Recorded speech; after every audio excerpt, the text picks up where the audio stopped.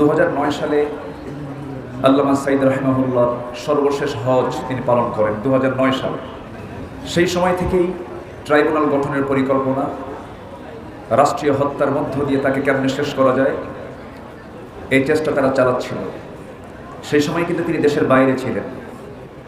তাকে অনেকে পরামর্শ দিয়েছিলেন যে দেশের অবস্থা তো খারাপ, আপনি দেশেই থেকে যান। তাকে এমন বহু দেশ ছিল তাকে নাগরিকত্ব দিতে পারত, এমন বহু দেশ ছিল কি ছিল না? উনি বলেছেন না, আমার দেশ, আমার মাটি, আমি আমার দিনী ভাইদেরকে রেখে আমি পালিয়ে থাকবো বাহিরে, এটা আমার দ্বারা সম্ভব নয়। তাহলে আলেমরা পালায় না হাসিনা পালায়? পালালো কে? কত না সাহস দেখালো, কত না দাম্ভিকতা দেখালো।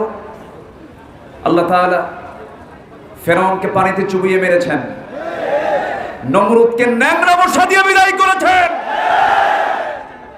এদেশের ইতিহাসে একটা রাষ্ট্রপ্রধান পালিয়ে যায় এমন রেকর্ড তারাই সৃষ্টি করেছে। এটার মূল কারণ কি জানেন? আলেমদের গায়ে আঘাত করেছে।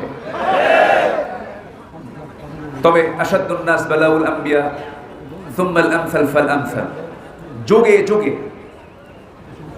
অত্যাচার, নির্যাতন, নিপীড়নের শিকার হয়েছেন সবচাইতে বেশি হলো আল্লাহ রাসূল, নবীরা। স্বাভাবিক সেই নবীদের উত্তরসূরি হলো আলেম ওলামা। ইমাম আযম আবু হানিফা রাহমাতুল্লাহ আলাইহির শাহাদত বরণ হয়েছে ৬৭ বয়সে। সৈয়দ আহমদ ইবনে হাম্বলের উপর অত্যাচার নির্যাতন হয়েছে ৬৭ উপরে। আল্লামা সাঈদ রাহিমাহুল্লাহ তাদেরই তিনি যোগ্য উত্তরসূরি ছিলেন। আমরা তার জীবন কর্ম নিয়ে যে কথা বলবো সময় তো নাই, সময় খুবই অল্প। সবাই দোয়া করবেন আল্লাহ তাআলা যেন তার কবরটাকে জান্নাতের টুকরা বানায় দেন। তিনি ছিলেন মানুষের মনোজগতের এক মুকুটহীন সম্রাট। তিনি দুনিয়ার মুকুট পাননি, বাহ্যিক কোন সিংহাসন তিনি পাননি, কিন্তু দেশের অগণন মানুষের হৃদয় রাজ্য তিনি জয় করতে পেরেছিলেন। তার রেখে যাওয়া যে আদর্শ, তার মাথা থেকে পা পর্যন্ত তার গোটা দিলটা কাঁদত শুধু একটাই, তার ফিকির জিকির সেটা হচ্ছে নাকিমুদ্দিন ওয়ালা তাতাফাররাকু ফি লিইয়ুযহিরাহু আলা দ্দীনি কুল্লিহি ওয়া কাফা বিল্লাহি শাহীদা। তার যে চেতনা, তিনি সারা জীবন যে কাজ করেছেন, তাকে ভালোবাসা মানে তার আনুগত্য করা।